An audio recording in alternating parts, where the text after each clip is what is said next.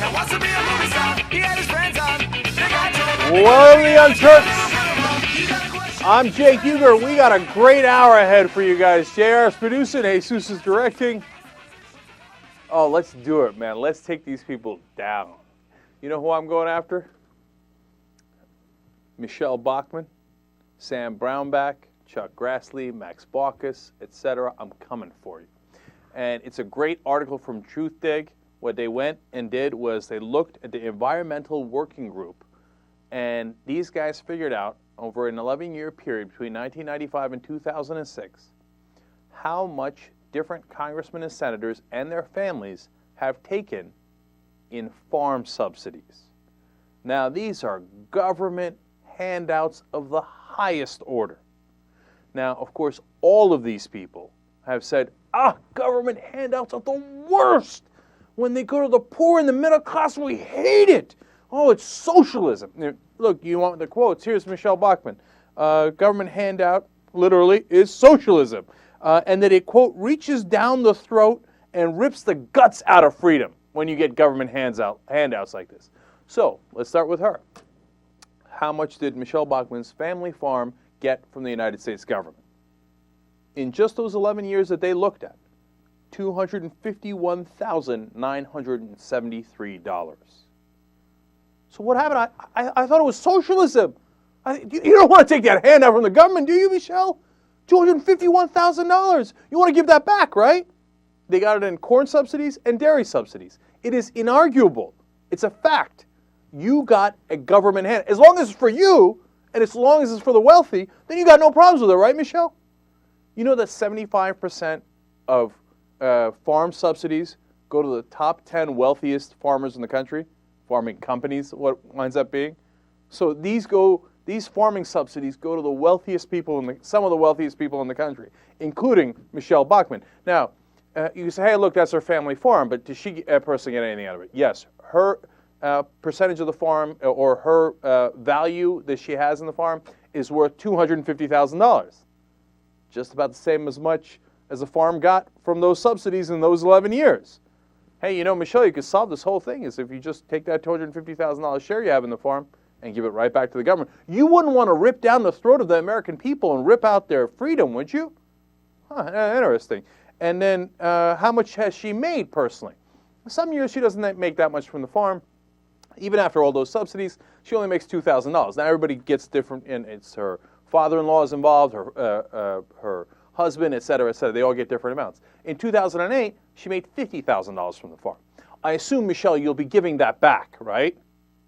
Unless you're for welfare for the rich, you wouldn't want that. Are you a welfare queen, Michelle? Is that what you are? You welfare queen. I can't believe what you're doing, taking government handouts from the American people. All right, now, but you think it's just her? Let's go to Chuck Grassley. You know how much Chuck Grassley's, of course, Republican from Iowa, and he's proud of being a farmer. We did a clip on it before. He said, we've been farmers a long time. And somebody asked, hey, Chuck, you ever take government subsidies? Like, wow, next question. Well, the answer is just in 95 to 06, those 11 years, his family has taken more than $1 million in farm subsidies.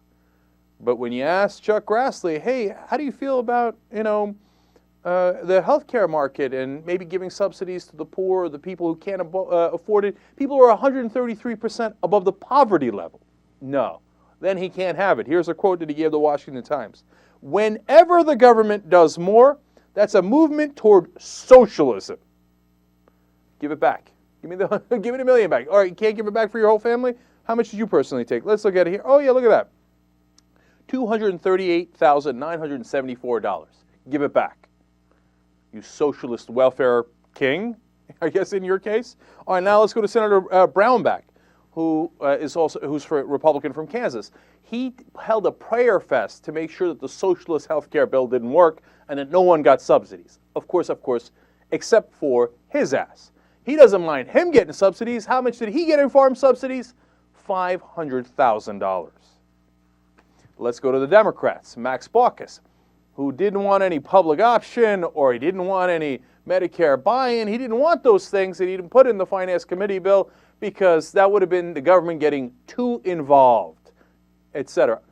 Oh, with the government getting involved in sending you a farm subsidy? Well, look at that. It turns out Max Baucus did cash that $250,000 check he got from the United States government. Mind you, all these people already making money as employees of the government while they carp and complain about the government and handouts. And then you've got another conservative Congresswoman, Stephanie Sandlin from South Dakota. Her family's pocketed $844,000 from farm subsidies.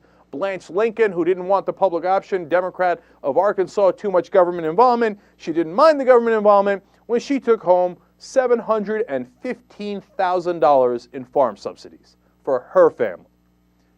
Listen, when they tell you about government handouts and socialism, you have to understand something.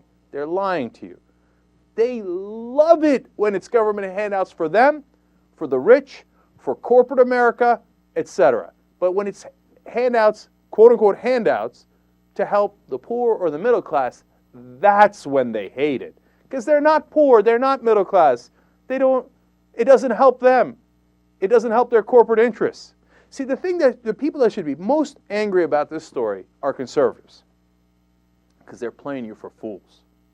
They get you out there, Michelle Bachmann with the teabag protests, and, oh, no socialism, no handouts, no government, Meanwhile, she snickers. She said, look at these suckers we brought in here. Give me my $250,000. Shut up, give it to me. Come on. I want my subsidy. Where's my subsidy? Come on. If you try to touch those farm subsidies, every one of these people will go ballistic.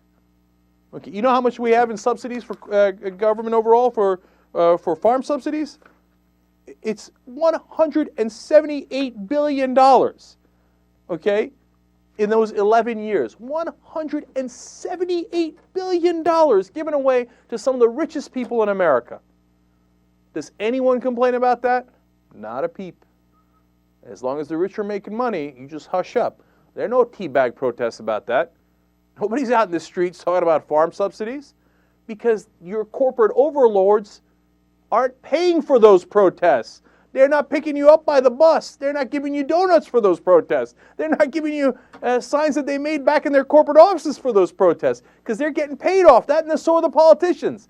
Look, if you're a conservative, I already knew this, okay? I knew it as a general concept. I love the specific numbers that they came up with here, okay? But if you're a conservative, you should be seeing red over this. You should be so mad that they think you're a sucker. And the next time you think about going to one of those protests, check who's putting together the protests and how much government subsidies they're getting. All right, so that had to be my favorite story of the day. I couldn't love that anymore, okay? So now, let's go to other Republican shenanigans. So we start with a Democrat, Parker Griffith. He's from Alabama, and he's a House Democrat, a real solid blue dog Democrat. By that, I don't mean a real solid Democrat. I mean a real solid blue dog. He's never voted for anything that Obama asked for. Pretty much, the right-wingers don't like it because he voted for cash for clunkers. Wow. Voted against the stimulus bill, voted against energy legislation, voted against health care reform, voted against the budget. He voted against every single thing you could put out there except the very broad omnibus bill and cash for clunkers, okay? So on the four main priorities of the Democrats in the Obama administration, he's over, right? So he does something that's very logical. He decides, hey, you know what? I'm going to go ahead and switch over. So he switches over from Democrat to Republican. And he says, that's it. I'm now a Republican. Now, that's important because it gives you a sense of the tide, right? Because obviously this guy, and these local politicians have their finger to the wind, and they understand what's happening on the local level a lot of times, certainly in their area, better than we do, right? So his sense of it is, I can't win here as a Democrat. This party's in trouble. I'm going to go over to the Republican side. Now, there he is right there. And so that's a bit of a warning sign to the Democrats. And the straw that broke his back was voting for Speaker Pelosi, apparently, to be the Speaker. He couldn't do it. Then which Democrat can you vote for? Anyway, so that's fine. He says, look, I'm a Republican. I voted Republican on almost every major issue, so he's switching over. It's perfectly logical. It's something to get a little worried about, but not a big deal. Okay, so why is this story so interesting? Because of the right-wing reaction. They don't want him. God, they're so wonderfully stupid. the right-wingers are saying, oh, yeah, this guy, he voted for cash for clunkers. You think we want this sellout? Oh, no, thank you. Wonderful. We're going to run a primary against him right away. Right away. Take him out. Okay, get a load of Eric Erickson. He's with Red State, and he says, we can pick this guy off and get a real Republican in that seat. And okay, so you're going to pick him off, and that's fantastic, and I know you're excited about it, but he's on your side now, and he voted with you on every major piece of legislation that came down the road. So why are you going to pick him off? Because they need, you want to talk about purity? These are the guys who need absolute purity. They're looking a gift horse in the mouth here. This guy won as a Democrat. He would win so easily as a Republican. Okay, I mean, that's my analysis of it. I hope he doesn't. I hope a Democrat wins, a real Democrat, a progressive. But my sense of how that politics plays out is he wins in a landslide if they just take him. But they don't want him. Oh, see, with enemies like this, that's the problem. Barack Obama doesn't need friends. That's why he's dismissive of liberals and progressives and doesn't really, in my opinion, push hard enough for change, because he's like, look at my enemies. They're the world's dumbest people. How could I possibly lose to these guys? So with enemies like this, I don't need friends. That's why Obama, I think, to some degree, acts with the impunity that he does. So the Republicans are on a primary against Parker Griffith and try to make sure they find a way to lose that seat. All right, have at it, Hoss. Can't wait for you to screw that up like you did 23rd District in New York, where you hadn't lost since 1872. But Eric Erickson led the charge, and they found a way to lose. So that's what they got, what you can look forward to if you're a Republican in the 5th District of Alabama. They're unreal, man. Okay, and look, I want to say one quick note on primaries. I like primaries. I think it gives you a better sense of who's going to represent the party. On the Democratic side, for example, Specter switched over, right? And I like that Sestak's running against him in a primary. But why do I like that? Because it pulls Specter further to the left, and in my opinion, further to the center, because the center is so far off now in conventional wisdom in Washington, right? But if Specter wins, I'm not upset by that. I mean, look, okay, if Sestak wins, great, that's fine. But if Specter wins, he came to our side, and on some issues, he's now outflanking Sestak on the left. He's against the Afghanistan war, and Sestak's for it, for continuing it. So, look, you have to be reasonable. You could want people to be, if you're a left-winger, more left, if you're a right-winger, more right, etc. I get that idea, but don't kill your chance of winning for no reason. Like, let's say Sestak loses in the primary, right? And then Specter wins. Have him run as a Democrat. Great, yeah, we take the seat and go home with it. I mean, look, since Specter switched over to being a Democrat, has he caused any problems on health care like Liberman has or Nelson, et cetera? No. I'll take that vote, right? So you have to know how to be smart to push for your side without being rigidly ideological and shooting yourself in the foot. If we were the right-wingers, you know what would happen? If Sestak lost in the primaries, he'd run in the general election, make sure they both lose. That's what they did in the 23rd District. With enemies like this, you don't need friends. Let me give you one more example, by the way. Charlie Crist. They're giving the Queen away. They're giving it away. So this guy has an excellent chance of becoming a Republican senator from Florida. They're running the primary against him, Mark Rubio. These are the conservatives. And they're going around trying to make sure that Charlie Crist loses in every way, shape, and form. And they just pulled 2 Republican congressmen into the fold. Mario Diaz-Balart and Lincoln Diaz-Balart, their brothers and their congressmen, just reversed their endorsement of Charlie Crist. They said, yeah, too much pressure. Yeah, Charlie made us do it. How? Well, what did he do that was different than when you endorsed him? Nothing. They just got political pressure, and they won't comment on it anymore, but they pulled their endorsement of Charlie Crist. If you're a Democrat, the best thing that could happen is if Mark Rubio wins that primary. I don't think he's going to win the general election, and I'm almost certain that Charlie Crist would. They're so unreal. They're so stupid. All right, Young Turks.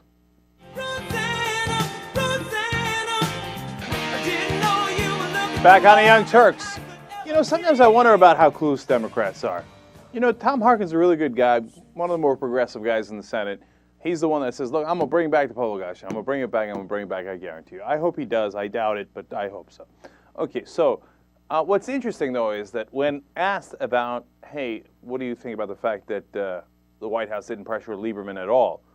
He's like, really? All right, look, we have a little video of it. Let's play you that, and then I'll give you some more quotes from him talking to other reporters. Let's go to clip number 9. But the bottom line here is that Joe Lieberman is saying that the White House and the president himself never pushed him for a public option. Russ Feingold is saying that he blames the White House for not having the public option. And I know that you're an advocate of it. I'd like you to sort that out for us tonight. Well, Ed, I've always been for the public option, and I still am. And I'm just sorry that we didn't have the 60 votes that we needed. Now, we have well over 51 votes. I would say right now we have at least 55 votes solid for a public option. But we need 60. And so we had to make the compromises necessary that you do in legislation. But the president left the impression, but Senator, the president left the impression that he was going to fight for a public option. Lo and behold, Lieberman comes out and says, no, he never pushed me for it, and I was one of the ones down the end, the 60 voters. Well, I'm really surprised at that. I would have thought that President Obama, I know he met a number of times with Senator Lieberman and Senator Nelson and others. I assumed that they were pushing hard for the public option. I just assumed that. And these senators said no under any circumstance.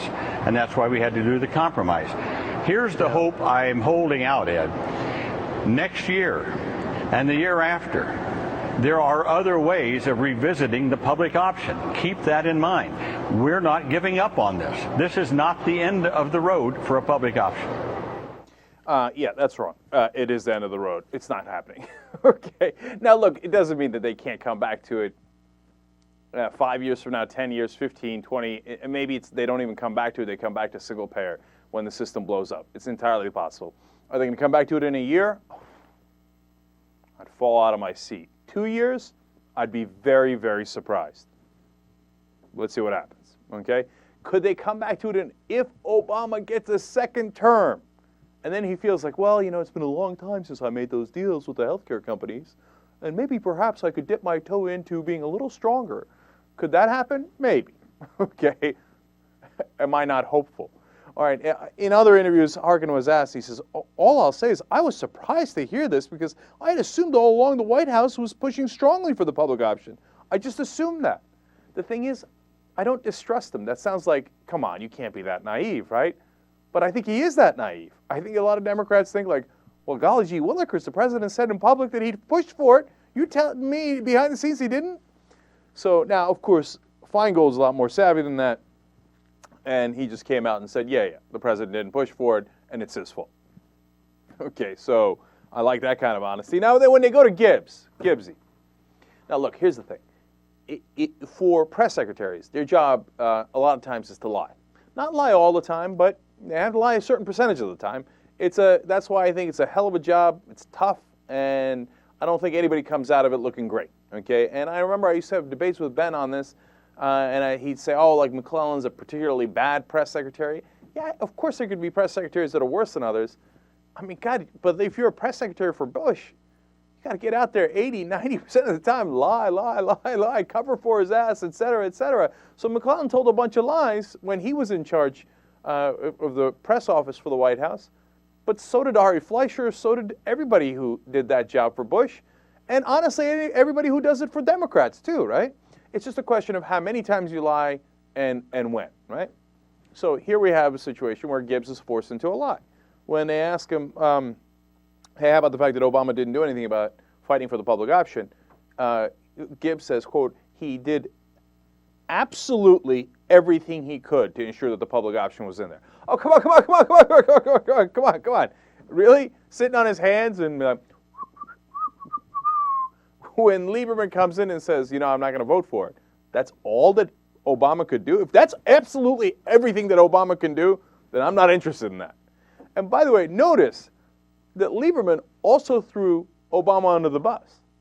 Because he's got to know, he's savvy. He comes out of those meetings and he says, Obama didn't touch me at all. He knows that makes the progressives really angry at Obama because then it puts the blame on him a little bit. He thinks, all right, great. you know what? If you want to agree with me, and you want to help me, and you want to let me keep my chairmanship, well, I got this great little knife. All right, I won't get into that kind of analogy, but listen, the bottom line is, of course he hosed Obama. He doesn't care. He's going to hose him anyway. He's Lieberman. Of course he's going to, wheel and deal behind your back. Anytime you help him, he's going to come in and make you pay the price. And so Obama's paying the price today.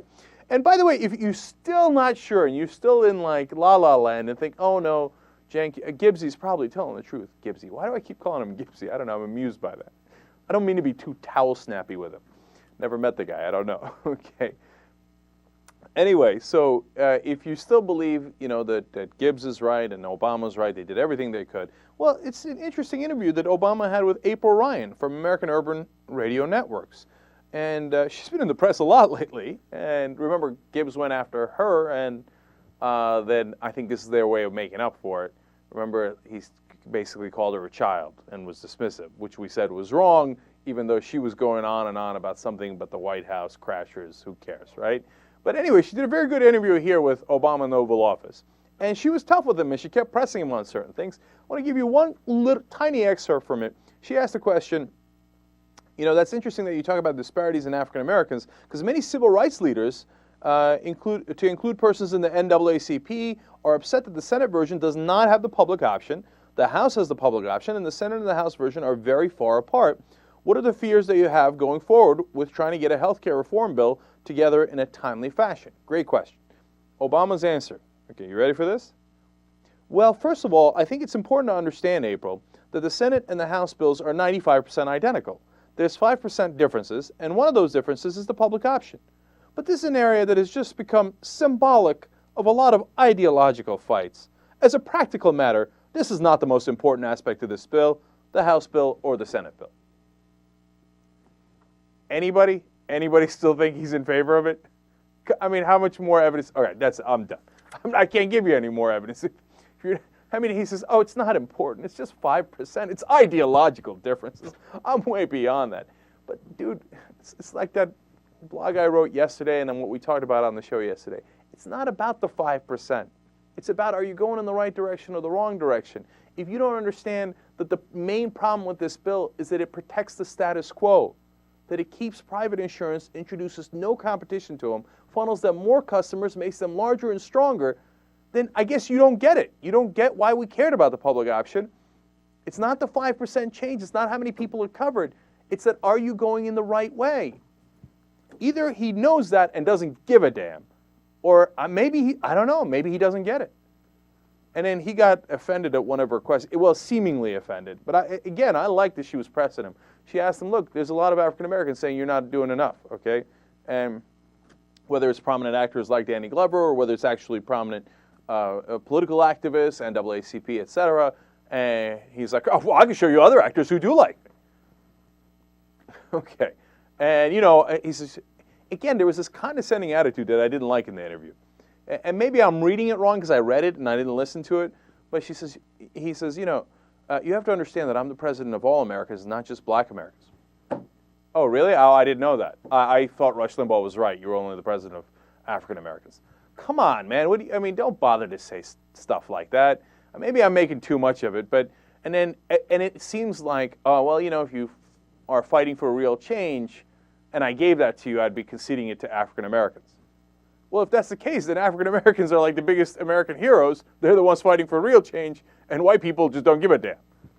I don't know. There was a lot of awkward, weird, unwarranted assumptions in that answer that I didn't like. Okay. So maybe we should play you the answers so you can hear it for yourself.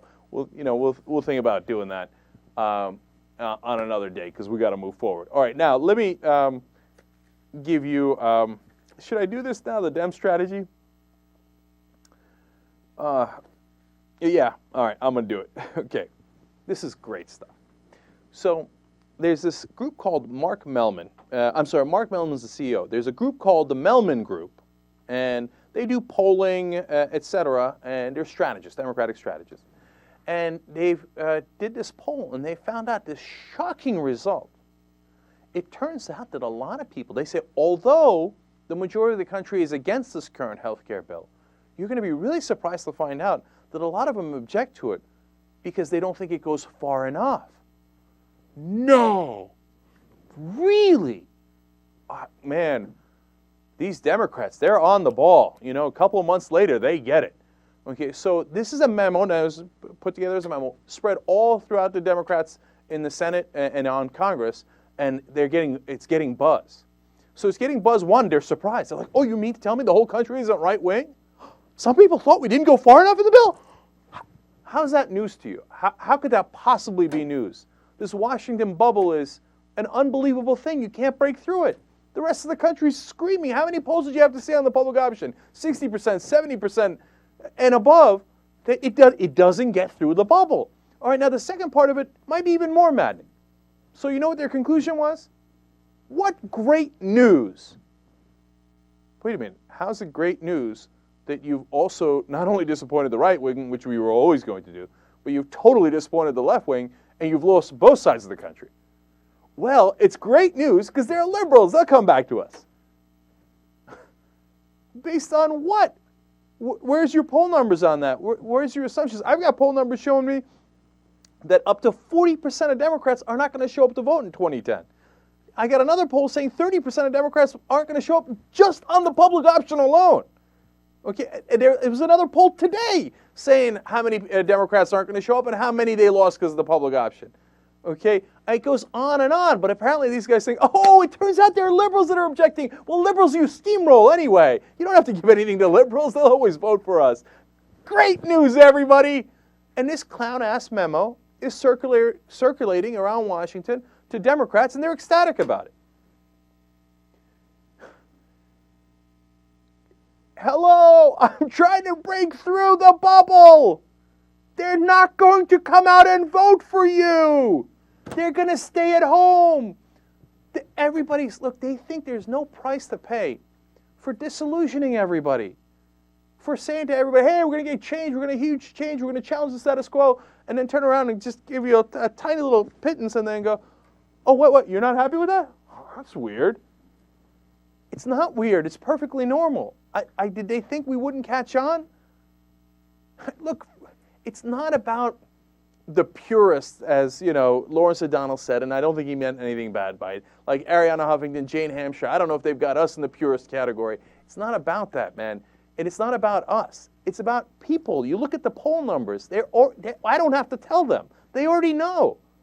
And I go and talk to people, friends, family, etc., people I know throughout the country, and they all say the same thing. Man, has this been disappointing? You think people who are disappointed, young people who are disappointed, everybody else that showed up, that they're just going to magically show up in 2010? They're not going to show up. You're going to get killed. You left your army behind, and you think it's good news. And then when you lose in 2010, the Melman Group is going to send around a memo scratching their heads.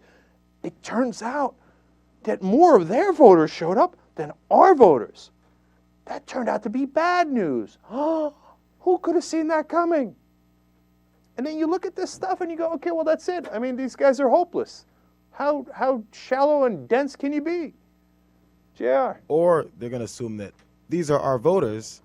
They just started thinking we should go to the right. It's a possibility. They always assume that. That's the thing. It takes so long to change conventional wisdom. And conventional wisdom is set like a stone in Washington, which is if Democrats lose, their only answer is go further to the right.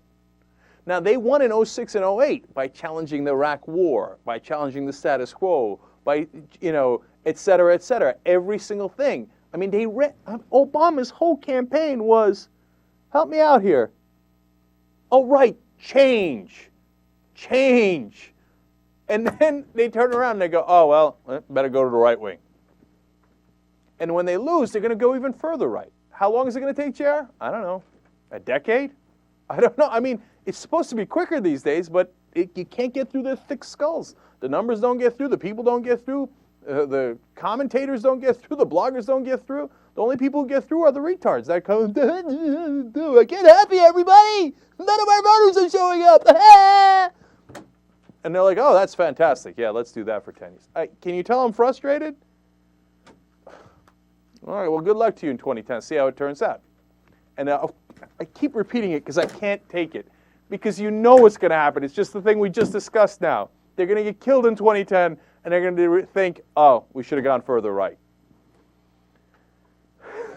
How do we recover from that, JR? I don't know. I don't know the answer to that. How do you change stupid people into smart people? I don't know. Young Turks.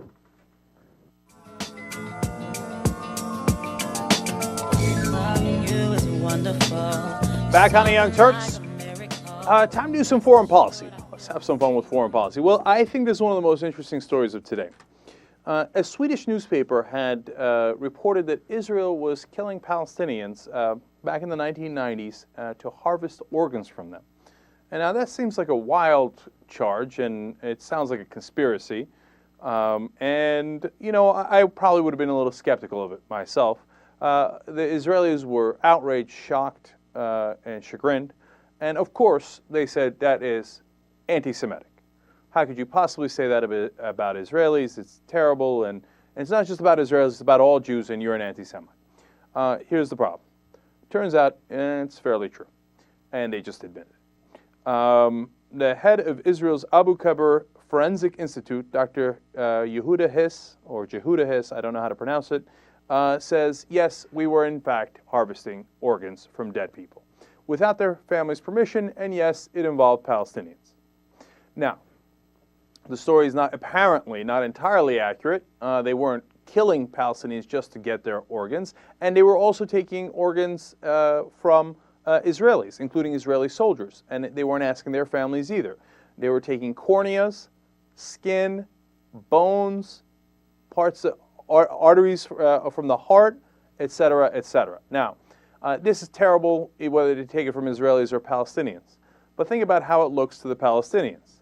So let me get this right. After you would, and some of these people were absolutely killed in combat, okay? And some of the soldiers were, obviously, but also the Palestinians, right, from the Israeli-Palestinian conflict. So let me get this right. After you kill our guys, you skin them, and you take out their eyeballs and their hearts. That doesn't sound very good, does it? Might that inflame some people? Yes, obviously. And now to the charge, the original charge of, hey, they're killing the Palestinians to harvest their organs. Well, look, if they're making money off of this, and that's obviously part of the reason that they're doing it, I would imagine a very large part of the reason, do they have an economic incentive to have more bodies? Of course they do. So I don't know that these guys at the Institute tell the Israeli army, go kill a couple more Palestinians because I want their corneas or I want their skin. But if you create an environment in which people profit from more dead bodies, I can guarantee you there will be more dead bodies. So now they say this was in the 1990s and that it stopped in 2000 and it's not happening anymore. But it's deeply disturbing because, because of obviously what happened is grotesque. And then secondly, like you begin to think, well, if that conspiracy theory, which sounded so crazy, is true, what else is true? There is no, end to the depravity of human beings if they think they can make money off of something. And that's what we got to look out for and establish systems to make sure it doesn't happen. And in this case, if the Palestinians are enraged by this, they have all the right in the world to be. And you know what? Of course, Israelis should obviously be just as enraged. One, because of what happened to Israeli soldiers and citizens after they'd already died, right? But also because of how it makes the country look. If you were there defending it and saying, oh, I can't believe the anti-Semitic charges, etc., and then it turns out it's true, what'd you do that for? And that's terrible representation of the country. So let's hope to God that they learn their lesson from this and that it doesn't happen again.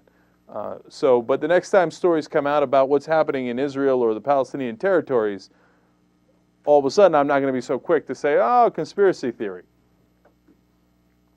All right, so now I got to give you a little bit more foreign policy. A lot of it in the news lately that we have not gotten to. First, yesterday we reported a story about General Kukulu. Honestly, Kukolo, I believe, is the right way to pronounce it. Anna had said Kukulu. We had some fun with that. But he had put out an order saying if you get pregnant in the war zone of Iraq where he's in charge, or you get someone pregnant. So the guy and the girl, they would be court-martialed. Well, of course, he took a tremendous amount of heat for that, and today we had a full-blown backpedal, backpedal, backpedal, backpedal. He says, yeah, no, okay, nobody's going to jail. Everybody calm down. He's like, look, it really hurts our readiness and what you're supposed to be doing over there, because when they get pregnant, they do get sent back home. And as JR was guessing, some in the military are concerned that some women are getting pregnant to get sent back home. Now, some of these women are already married, and their husbands are there with them, right? And one of the problems that General Kokolo had was that the right wing went crazy. They're like, one, this is going to encourage abortion, just as we said on the show yesterday. And number two, this is against family values. Because when you're married, you're supposed to be having sex like crazy, apparently. And more kids, of course. Which is true, right? So having taken heat from both sides, he said, okay, no muss, nobody's going to prison.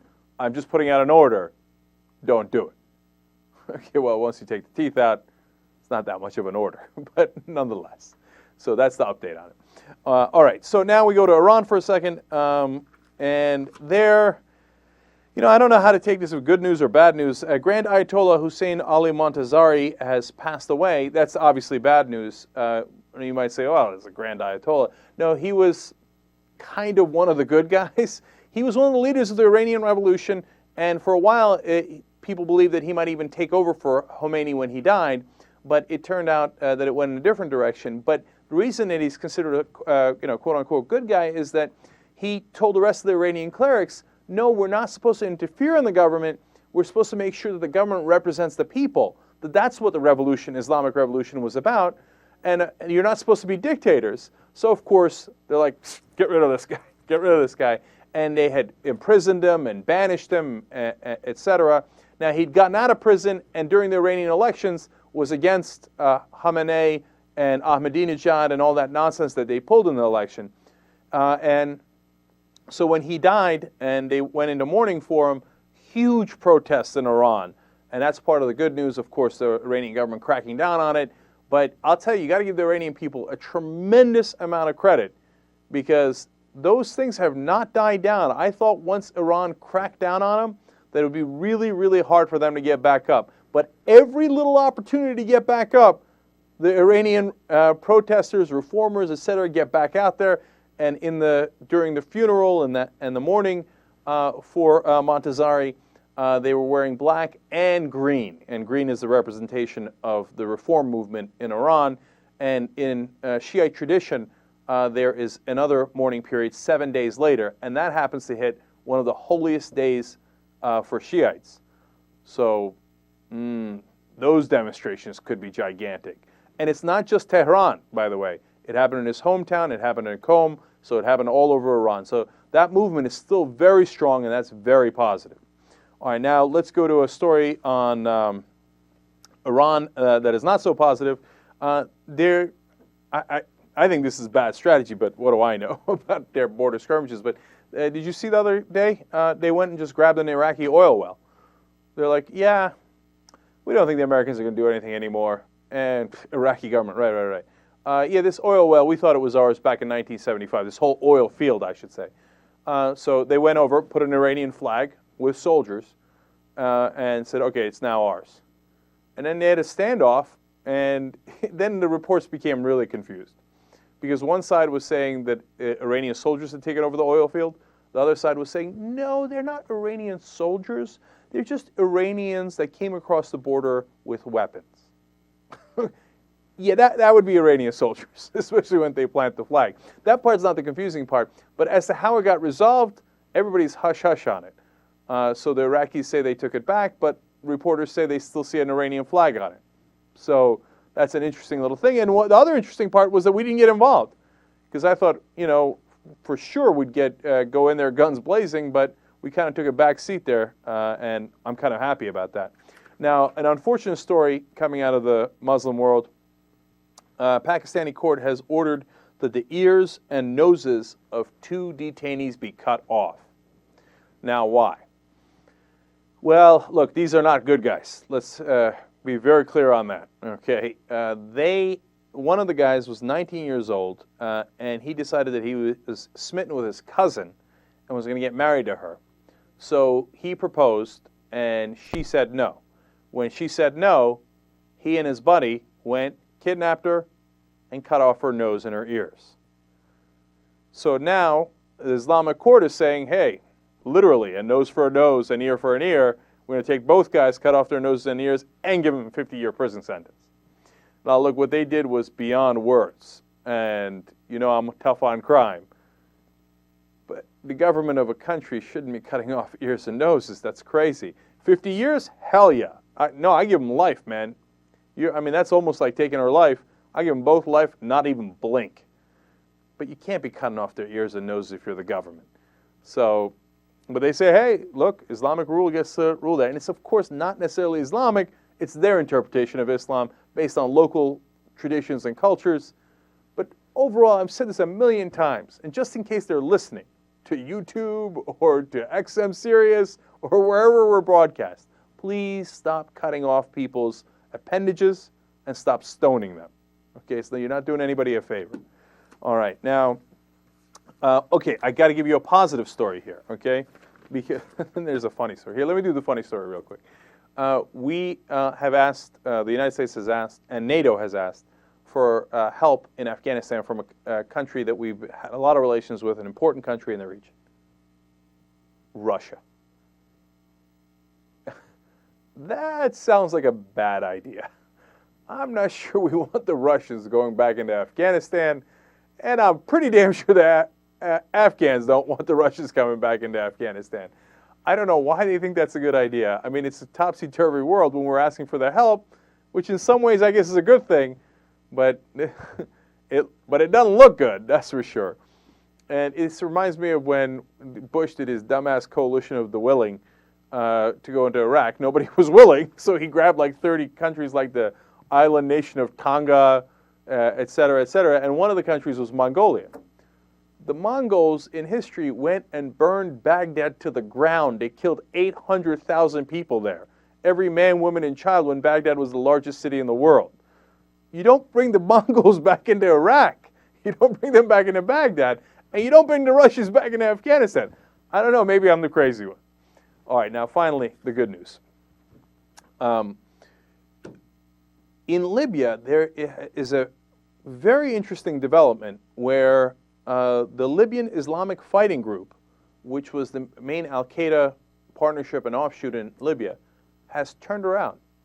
And they are now rejecting al-Qaeda, renouncing them, and saying violence against civilians is not the way to go. You're mainly killing Muslims. Which to a lot of us is, of course, how can you not see that they're mainly killing Muslims? But you know, for us to say it is one thing. For the Libyan Islamic Fighting Group to say it is a totally different thing. This is a very important branch of al-Qaeda, and they have turned en masse, and they are writing and issuing, you know, edicts, etc., saying this is al-Qaeda is wrong, and that they are not friends of Islam, and that they are fighting against Islam by killing civilians and fellow Muslims. That's fantastic news. I mean, you don't see it in a lot of places, but LA Times did a great story on it, and I wanted to bring it to you. It's an important development, and we hope it spreads. And there is some hope that it is spreading to parts of Egypt and to other areas where even the radical groups, people that are in jail for a long time, people that were in the beginning of al-Qaeda when it got started, are now rejecting al-Qaeda and saying it's the wrong way to go. So that's as good as news as we could hope for in that realm. All right, I'm going to leave you on that note. Young Turks.